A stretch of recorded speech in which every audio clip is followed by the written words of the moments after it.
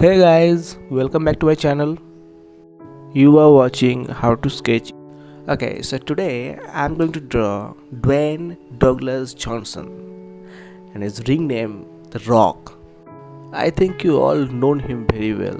He was a professional wrestler and an American actor. So it's going to be very interesting. Watch the video till the end. Don't skip the video and give your valuable words in the comment section. Thank you.